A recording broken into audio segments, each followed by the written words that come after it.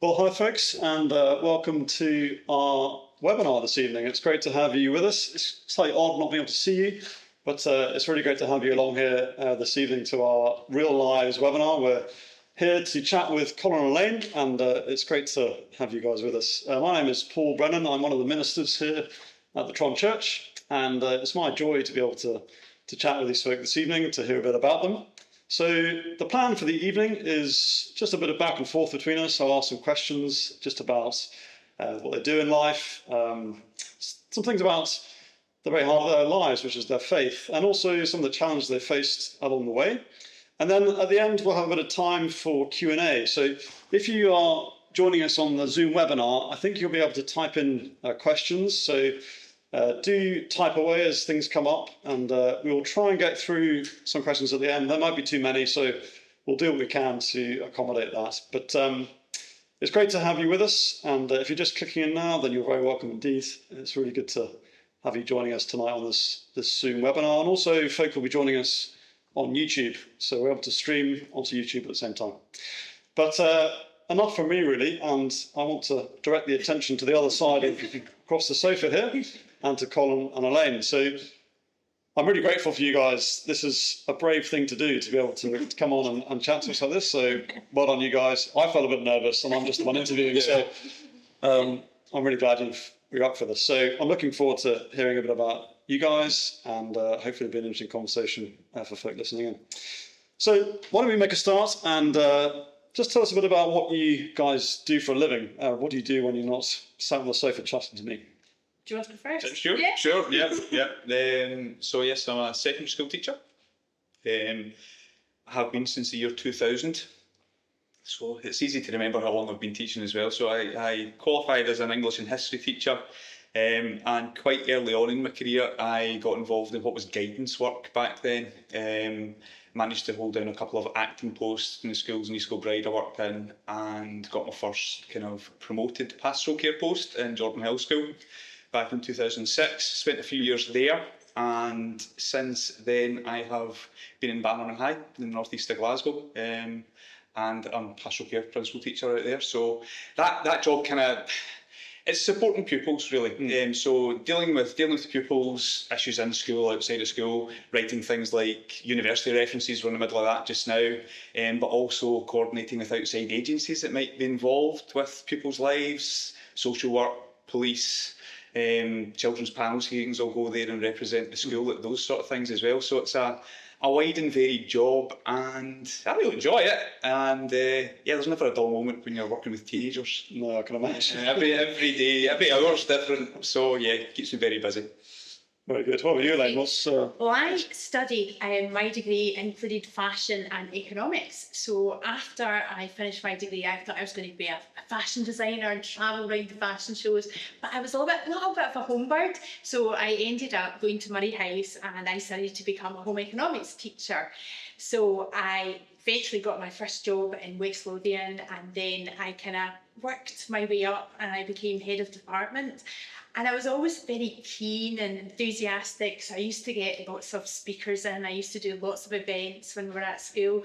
And one of the events that I had was an up-and-coming Glasgow designer that was just about to make it in Paris. So he came in to speak to my pupils to inspire them. And of course, I was like the keen pupil, and I was answering all of his questions. And at the end of it, he was like, "Would you like to come and work with me in Paris and be my PA?" And I was like, "Oh, I have to check with Colin. And we decided, Paris sounds lovely, and I could imagine living in Paris. But I thought, we'll stay in Glasgow and still go to the Tron. So we decided to do that. So after a couple of years, I thought, I'm maybe looking for a new challenge. So a job at Strathclyde University came up, and I applied for it, and I got it. So I'm now a teaching fellow, which is an unusual title. Sounds very proud. It does sound that. I feel like a leather patches on my books. And I now help students that want to become teachers. So I work with primary students, I work with secondary students, kind of undergrad students and postgrads. And it's lovely just to work with them and inspire them, and to be that scary person at the back of a classroom. And it used to be called crits, it's now called observations, and we pass them for going on to their probation Yeah. and things like that. So I love my job and the students are great. So yes. Good. Well, it's good to hear a bit about, and I love the fact you love your work. It always comes across whenever I chat to you guys. So, when you're not in the lecture hall or the classroom, what might we find you getting up to? I think we'll talk a bit about your involvement in church life a bit later, but outside of that, what are your interests and passions, and what do you get up to? My main interest has always been music. That's been listening to music from a young age. Always credit my Uncle David with introducing me to 70s rock. Deep Purple was the first band I really listened to, and my eclectic taste has really developed from there. So that kind of style of music that I liked got me into playing. I learned to play guitar, and kind of cut my teeth as a musician probably at church, actually. With a lot of my friends were into similar music, and we played in bands, played in church services, but also played in kind of secular bands together as well. We've done that for a long time, and I obviously still enjoy listening to it and going to a lot of gigs and concerts. I've probably been to between 200 and 300 concerts over the last 25 years or so. So I do love live music, and also play music in church, and we can touch on that later. Sport as well. I enjoy sport. My favourite sport is American football, the NFL. I only discovered this on Sunday, which happens. Yeah, so the Miami Dolphins are my team, and they're on a streak at the moment. Is that usually? We've been progressing. So we're now on a 5-game winning streak. So it's looking good. It's looking good. New quarterback. It's all progress. Enjoy following that. And I was never really that sporty before, because I probably wasn't really that good at sport, to be fair. But I did in my mid-30s realise that maybe to balance out my food intake, I maybe had to do some exercise as well, just to kind of stay fit. So I started running, and when I started running, I decided, why not try a marathon? So I've managed to do a couple of marathons, not very fast, very slowly. I did finish them, and Elaine and I have kind of run together as well. Have. So we've done a couple of halves, and it's really lovely because we always ran together. And when we were going through the finishing line, we kind of held hands. Yeah, we did very romantic. But I actually, in the pecking order, I was always above. Yes, in the placings, Elaine has beaten me the twice that we have. Is that the final dip over the line? Yeah, by mistake. Yeah, by mistake. Allegedly. Elaine's very competitive. So still do a little bit of exercise as well. Still do a bit. I didn't do as much running recently. But you. Yeah.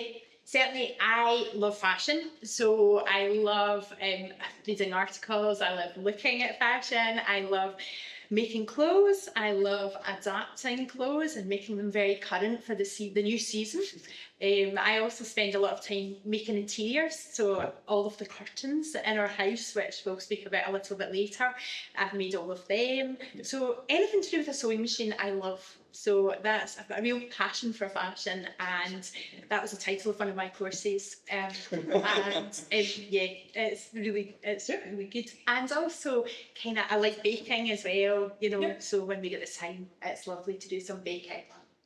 So there's also I sense a bit of a fashion streak, and that's overspilled a bit into your homes, and there's a bit of a grand designs bug, I think. Tell us about your latest project.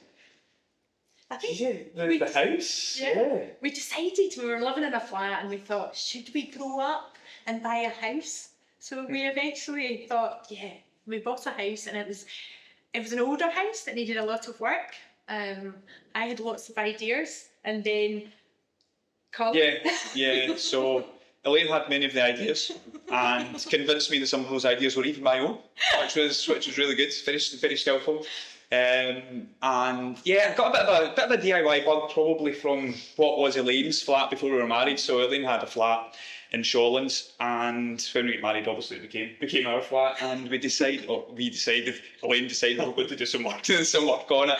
And I served my apprenticeship under my father-in-law, who's extremely skilled, very expert in all aspects of DIY. So I did my heating, plumbing, electrics, joinery, apprenticeship under him. So it, showed me all the ropes, and I guess I gained all my skills from that, and have enjoyed doing a couple of projects since. And it's meant that doing this house over the last 3 years has been a challenge, but it's meant I've been able to do a lot of the work myself.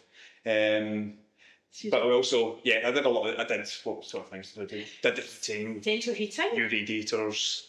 They were fun carrying in. Yes. Iron. Yeah, they were very heavy moving into the house. Sanded floors, did all the decoration. I helped pick colours, which is really important, so we didn't make any mistakes. So yeah, there has been a lot, and we did have builders in to kind of redo our extension as well. So I didn't do everything myself. But It's pretty impressive. My limit is about putting up a picture. I think that's the extent of mine. I won't go any further. sometimes that takes a while though, because you need to get it. Thank you. Yeah, so spirit level and everything. Yes, totally. So certainly can hire Colin out. I think I'm his agent. Yeah.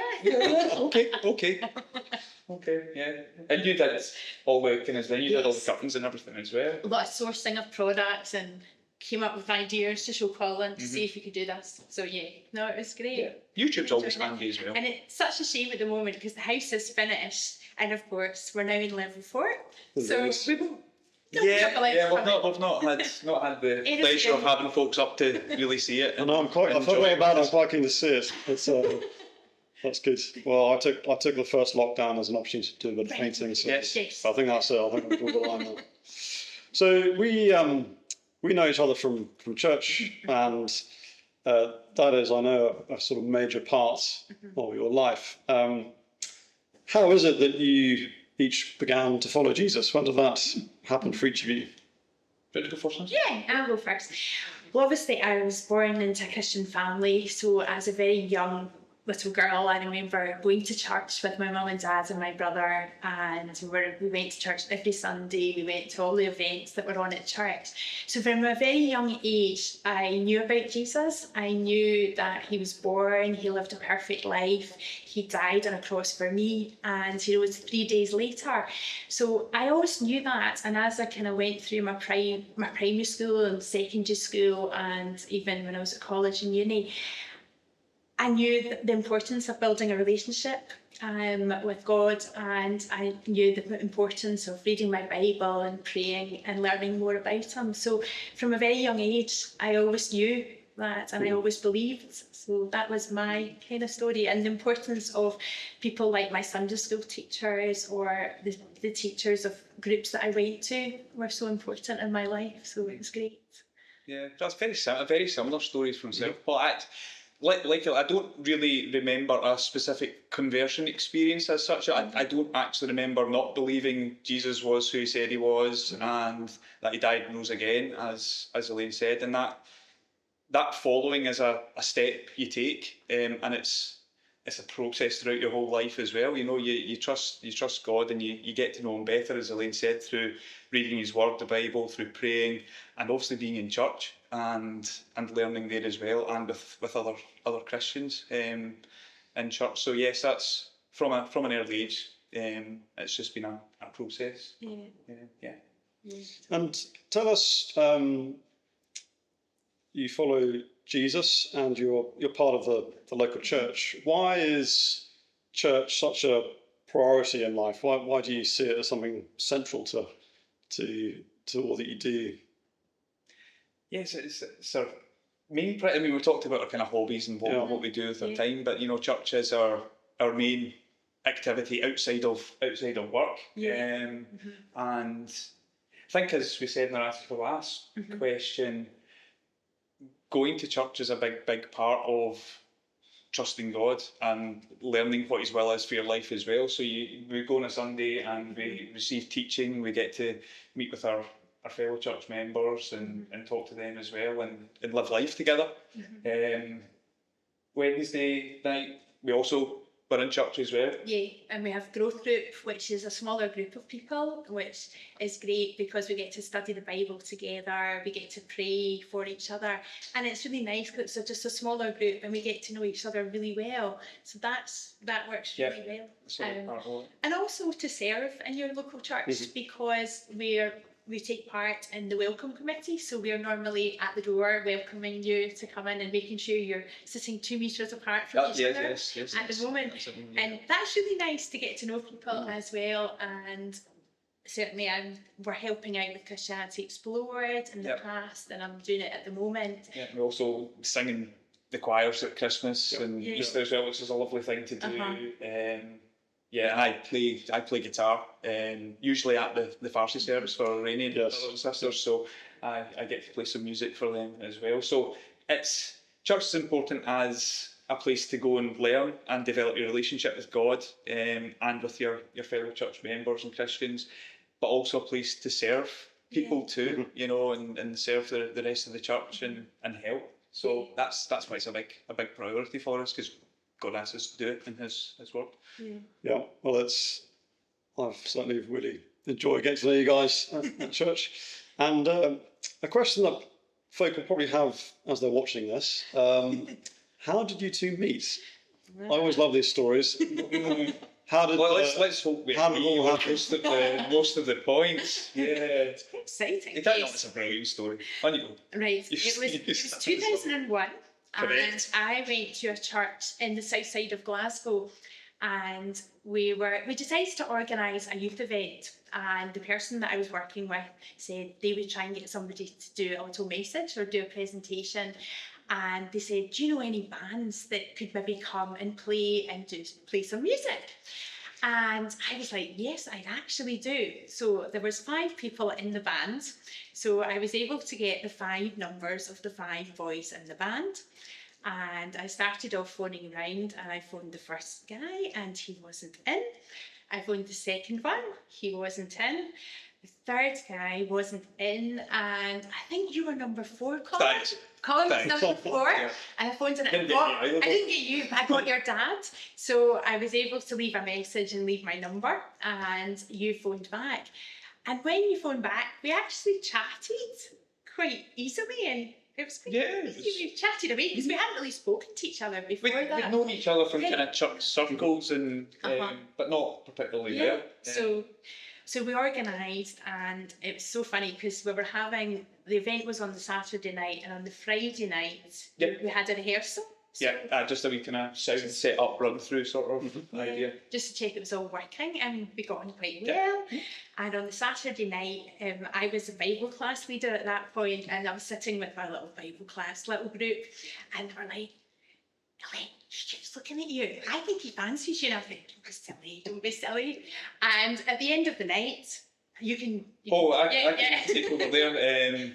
I wasn't, because there were lights in my eyes, so I wasn't looking at anybody. You know, there was no way. I was looking at you. That's not true. But yeah, at the end of the night, I was kind of, I quite like her. She's quite nice. I think I should maybe ask her out. And I said to Chris, who's the bassist in the band, I said, what do you think? Should I? He's like, well, why not? She seems to go okay with you, so give it a go. So I left it, and we were literally putting the lights off, and I was actually carrying the bins out at the end, and over the bins I asked Elaine out. So that was as romantic as it got, wasn't it? You agreed, and we ended up. You said you would. Oh no, I did. You did. I said I would phone. So that was Saturday night. So of course, I was marginally excited, and I went home, and my flatmate and I were like, well, when will he phone? And we were like, Tuesday. Monday's a bit keen, he won't phone on Sunday. So we were like, yeah, I'll phone on Tuesday. And of course Tuesday came and he didn't phone, and of course Wednesday came and he didn't phone. And I was actually at our Bible study group, and they were like, has he phoned? And I was like, no, he's not phoned. Thursday. And they were like, just keep your phone on, Elaine, we'll let you keep your phone on. And of course he phoned in the middle of the prayer time at Bible study, and they gave me permission to go out and speak to, because they were quite keen for me to go on a date, I think. So that was that. So we eventually went on. We didn't go out that weekend because I was at good friend's wedding that weekend, and then we went out the following weekend, and it was a nice time. Yeah, we did. We had a long day, even though you were late. You were. Yeah, that's true. That's true. We met in one of the traditional meeting areas outside Boots in the St. Eunuch Centre. Standards, yeah. You know, that's okay. It's not quite under Central Station clock, but you know, it's the second best. Yeah. I think so. But I did genuinely get. There was a funeral car, and I didn't like to overtake, so I did get stuck behind that for a little while, just in kind of Castleknock area. Legitimate excuse. Yes. So it was legitimate, and I didn't make it. You didn't leave. I didn't leave. That was good. Yes. That was good. So And then 6 weeks later, Colin asked me to marry him. Yeah. So it was quite 6 weeks. 6 weeks. 6 weeks. I approve. I knew it was onto a good thing, Paul. Good enough. That was it. So Well that was kind of February, March time, Yeah. and then we got officially engaged in June. Okay. That's when we With got the ring with the and ring. things. Good. So yeah, and then we get married the following July, Well done. and here we are. 18 years later. 18 years. Years later. Yeah. I know. Time flies. It does. It does. Well, it's nice to hear a coherent story. Whenever I tell my story, it's like contrasting accounts. But, so it's when you were married, you were young, you still are, and healthy. But since then, in fact, both of you have been diagnosed with MS. Now, for those of you who don't know what multiple sclerosis is, perhaps just tell us a bit about it. What is it?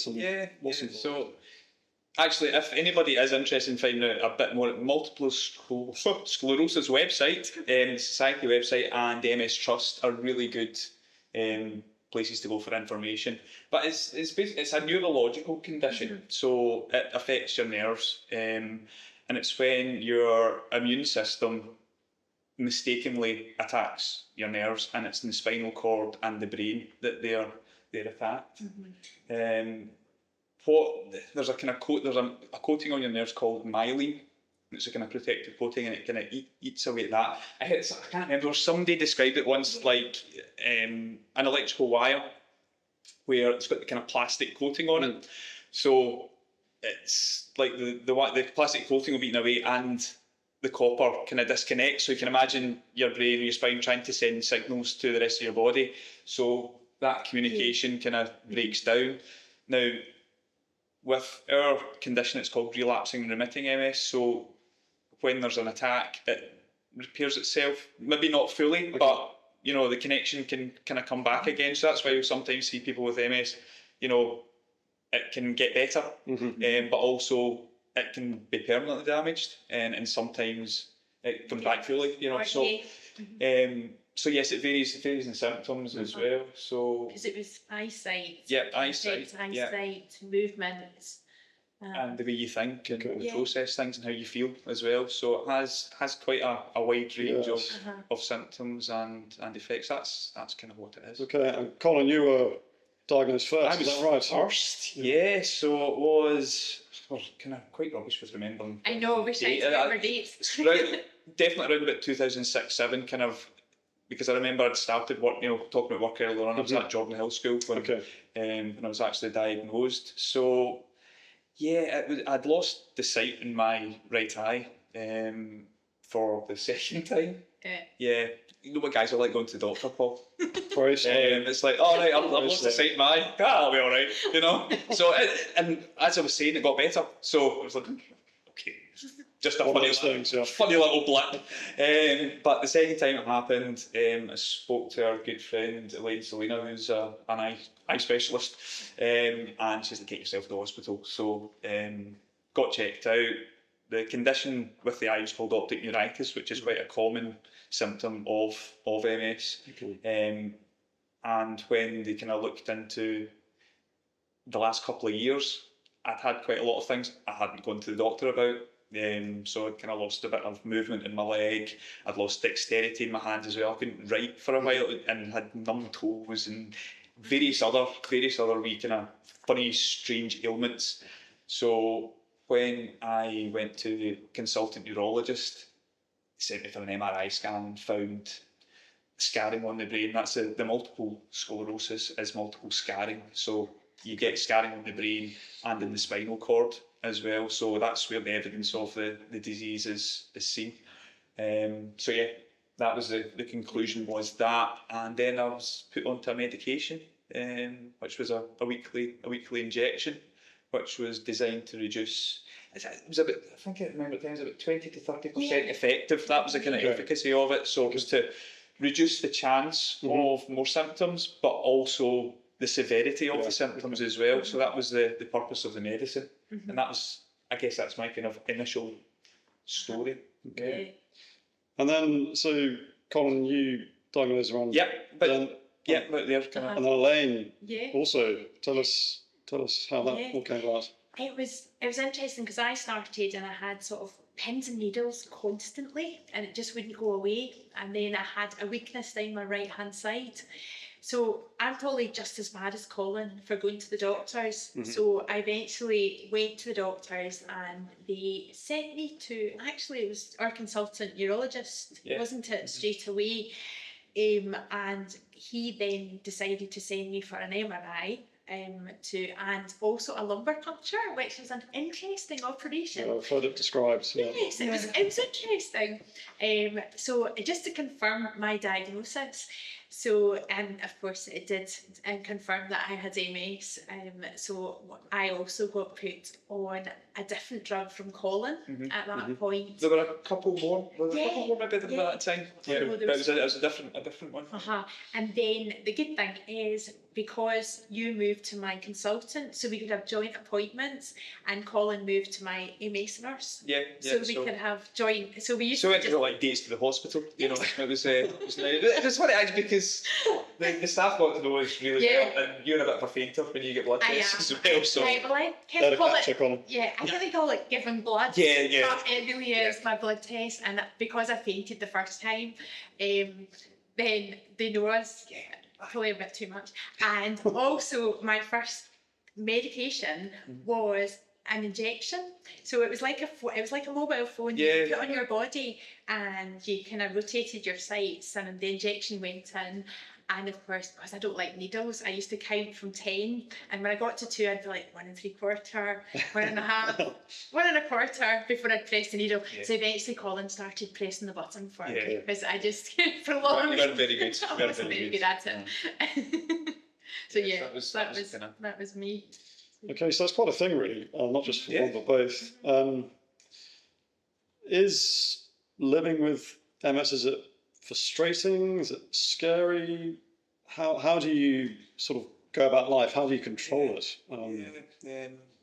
Both, yes.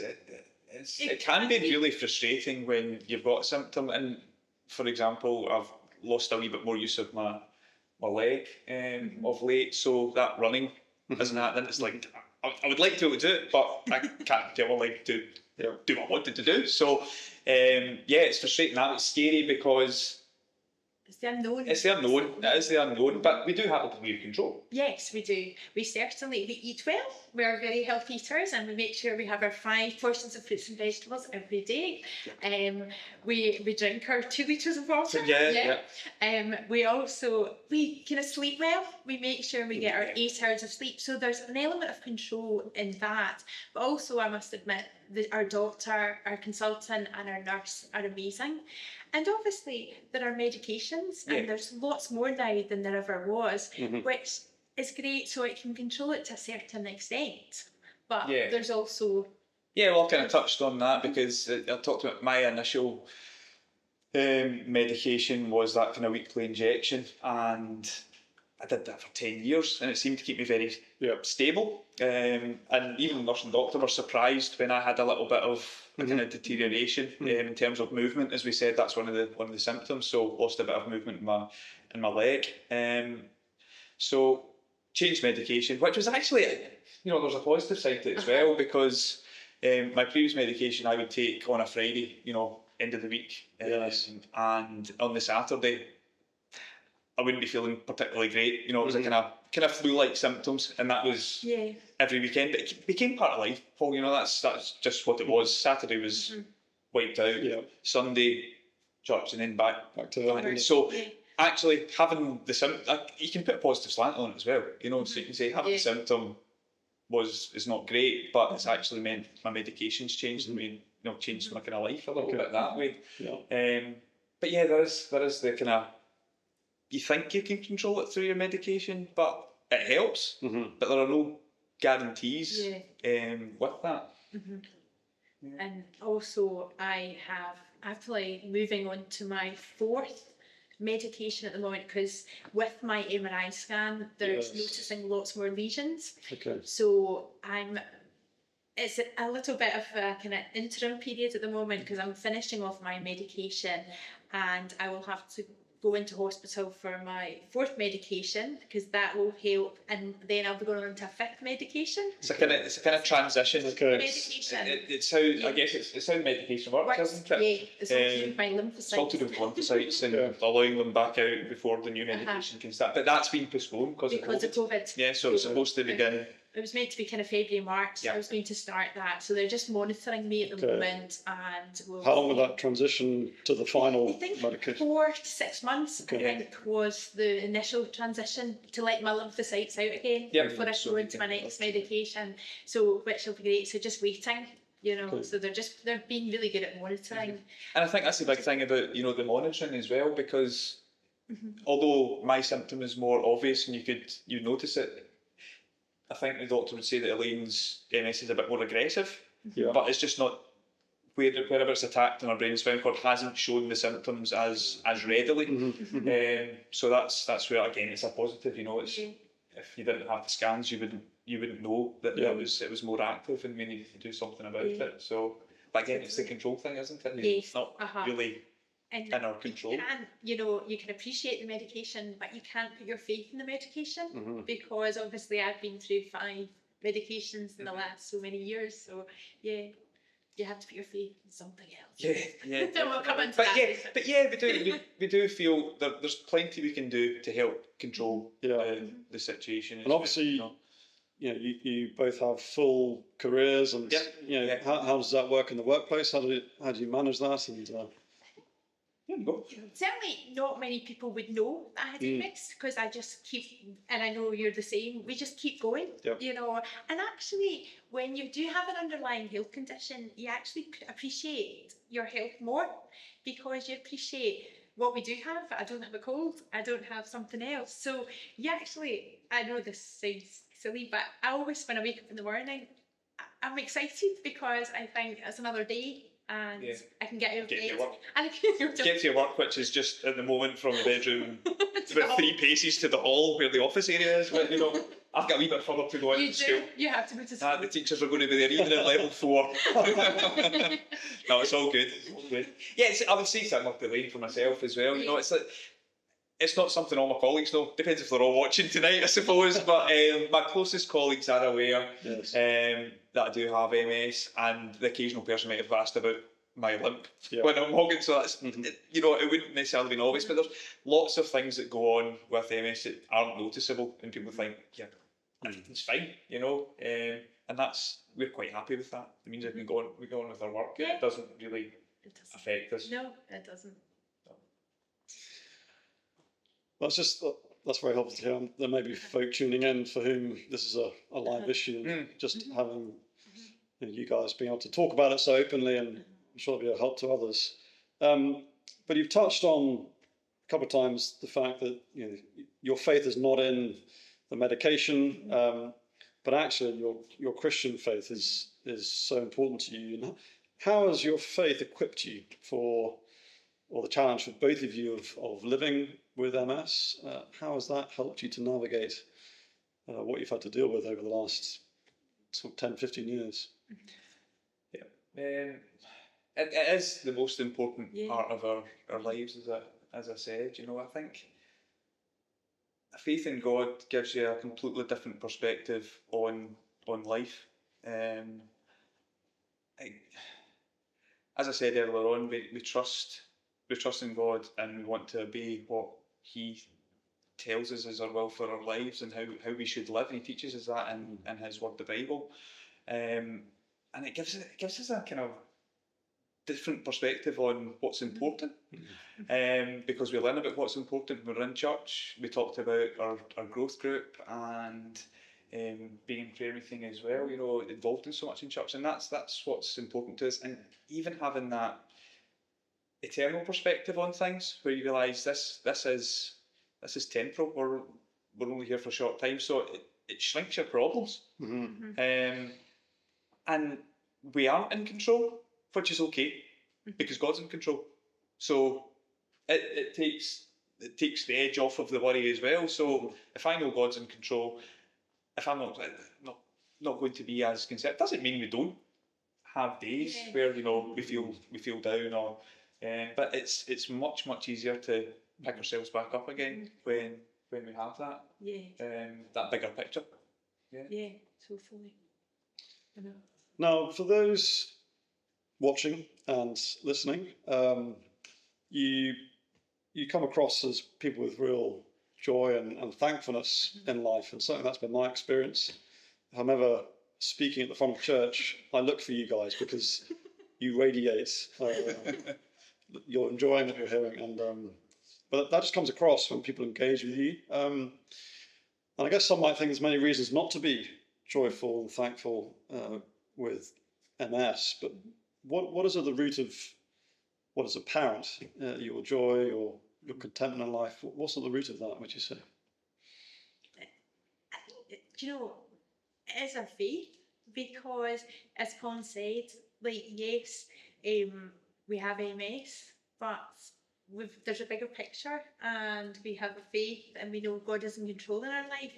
And actually, if we were, because certainly I was just going to, I go for scans more regularly. Yeah, that's right. So because there's other things happening in life as well, isn't there? It's not you've got MS, but there are other health things and other things in life. Yeah.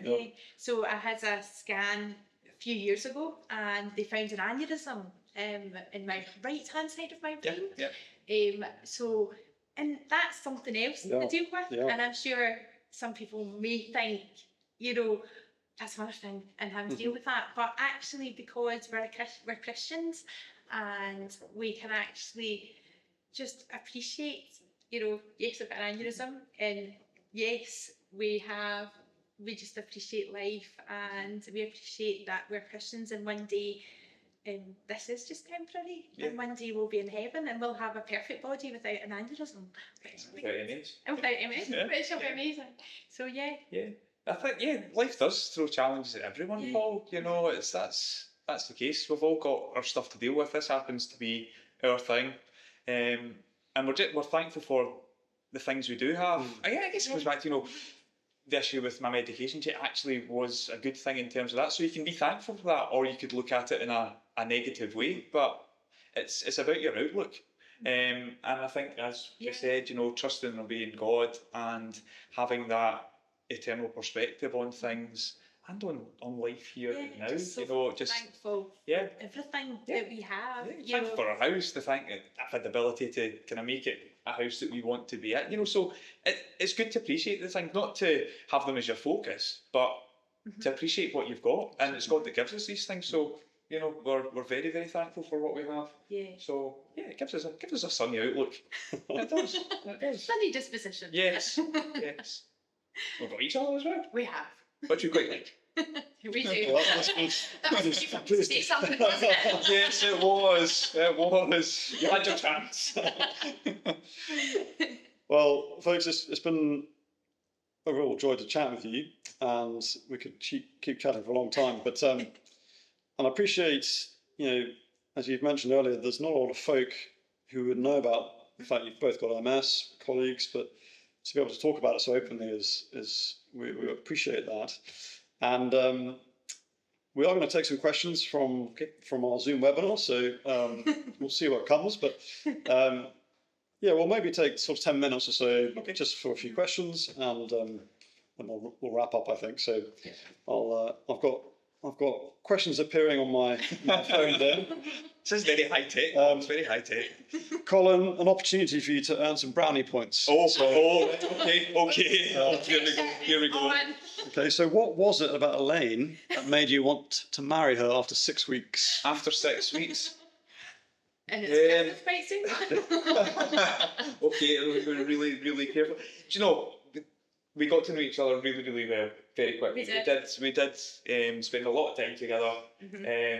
We just clicked. We just, people say, when you'll know. But it was one of those stories, and we were both working. Yeah. It wasn't like a an early teenager, or late teenage romance, and we get married in 6 weeks. You know, we kind of knew who we were at that point. I remember asking your dad if it was okay to marry you, and he was really cool about it. You know, he didn't go really succinct. That was kind of what he said. He's all, you know who you are, and you obviously love each other already. So yeah, go for it. So yes.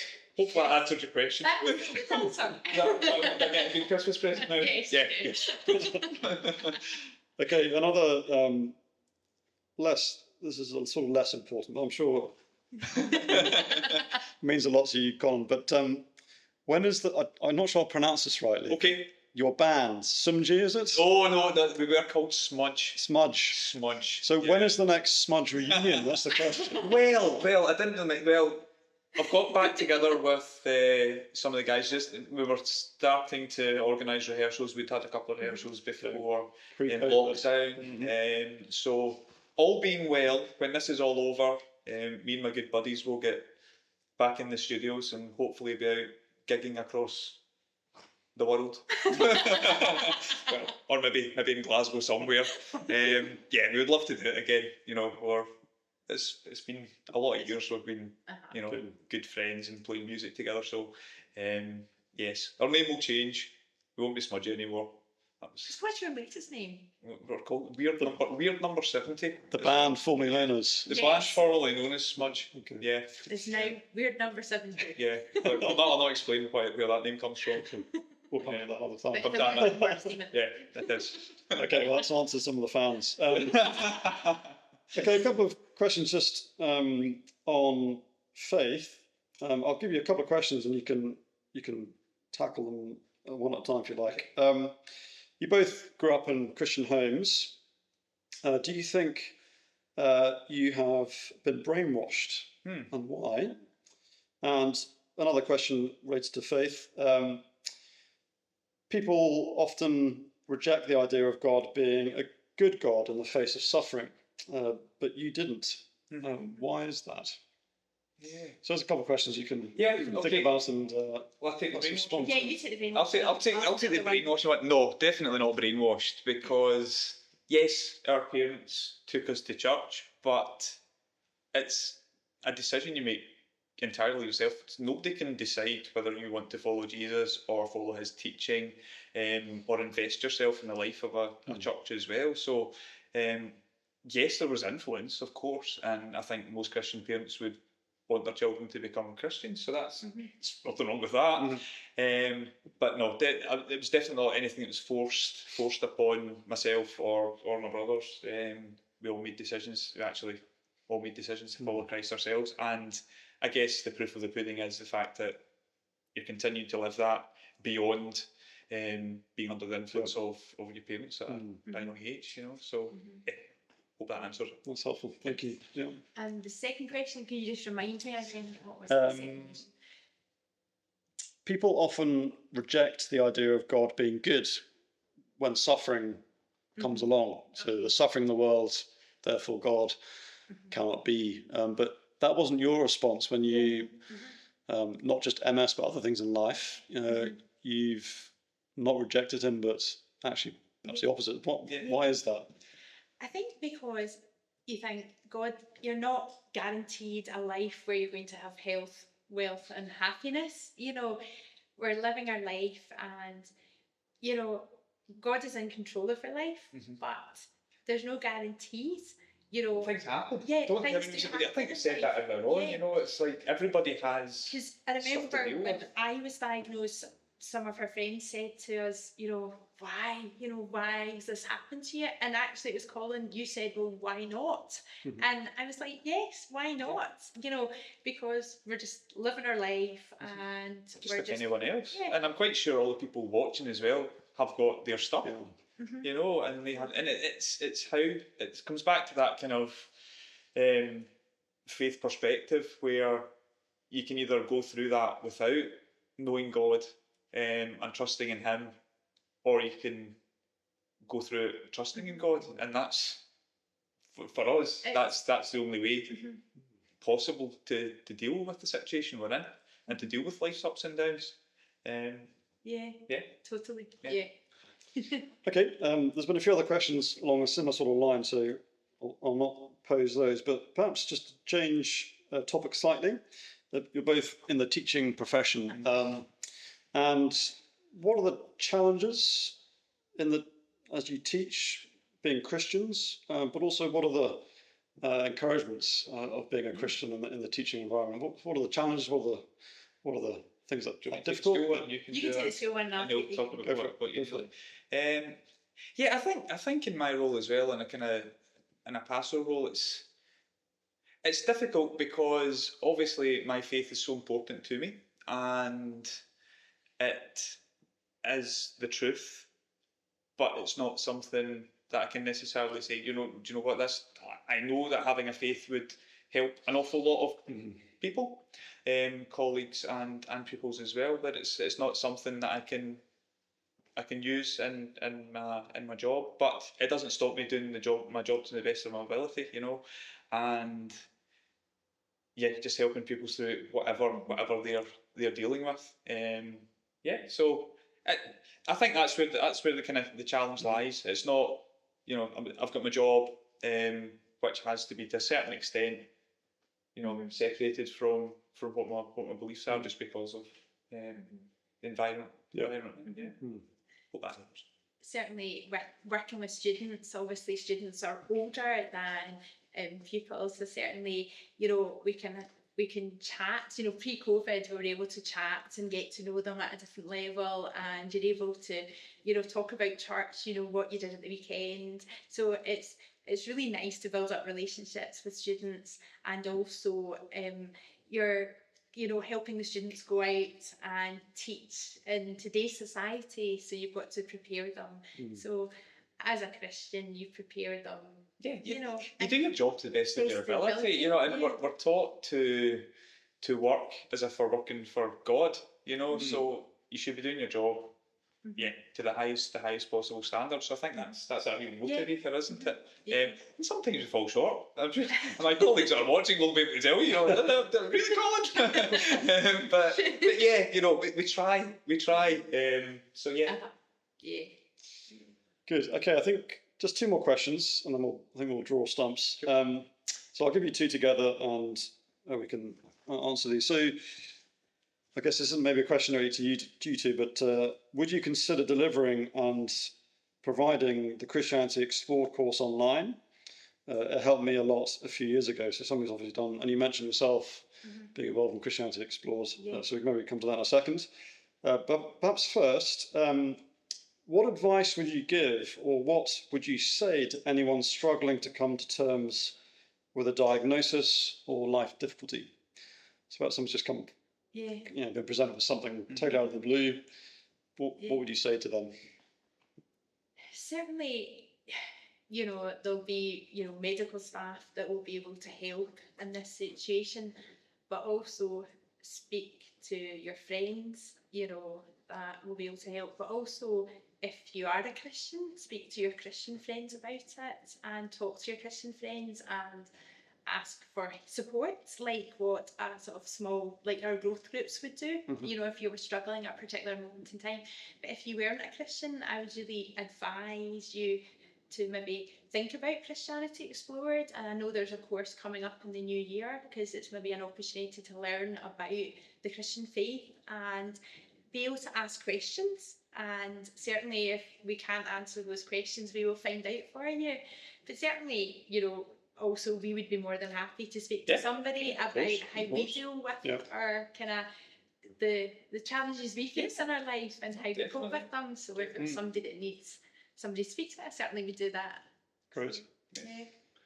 Yeah, Christianity Explored, it's something we've been involved in over the years at the Tron as well, and it's as Elaine said, it's a chance to just ask questions about Christianity, so find out what it's about. Is the evidence there? And I'm 100% sure my faith is evidence based. You can't believe something that doesn't have a root in truth. So look at the evidence for yourself and find out, and that's the perfect thing to go along to. Find out if the Bible's true. Is Jesus who he says he was? Ask questions, and then you can make an informed decision rather than dismissing something. You know, I think it's like that, and that's what we teach my pupils in school as well. Make sure you investigate things like evidence of a story, of course. Yeah, and on that kind of level as well, you know, there's historical evidence, so yeah, look into it and find out. Come along. Yeah. And also the life course, which is really good because that looks at the evidence of the Bible as well. So Yeah, so we are, for folk watching, we are going to be running a life course, which is a sort of 3-week brief introduction to big questions and what does the Bible say, why do we trust it, and then that runs into Christianity Explores, and both of those are online, so do have a look at our website and see all the details there. And Colin and Elaine have been involved in the past, so anyone is welcome to come along, have a look. We've got nothing to hide and we'd love folk to come, so so they're online. It looks like we'll be in lockdown for whoever knows, however long. But just until Christmas, Paul. We face that. Can't wait for Christmas. But yeah, no, we'd love to invite folk along to things. But I think we'll probably draw things to a close there, folks. Thank you so much for sharing your own story and sharing your own struggles. As you mentioned, everyone faces things in life. It's just good to hear from other folk and hear a bit about how you've handled things and about your faith. So thank you so much for sharing that with us. And if folk are keen to follow up, then I'm sure we can pass on questions to you guys. No, absolutely, no problem. That'd be great. But can I just thank you all for joining in on our webinar. Hopefully you were able to hear things okay. We're not experts here, but hopefully you've been able to hear okay. And we'd just love to invite you along to our church. We have Sunday morning services at 10 o'clock. I think we're booked out this week, but you can join online. And obviously Christmas is on the horizon, hopefully. But either in person or online, we'd love you to come along to the Tron Church and join us this Christmas. You can go to our website. All the services and all the details of our Christmas events are there. And as we mentioned, we're running the life course very early on in January. We've got 2 running at the start of January, Sunday evening, and then a Wednesday lunchtime. And we'd love to have folk along. And again, look at our website, you can book in on that, and we'd love to have people along. Anyone's welcome. So I think that's us. Thank you so much, Colin and Elaine. It's been great. And thanks from me, and enjoy the rest of your evening. Cheerio.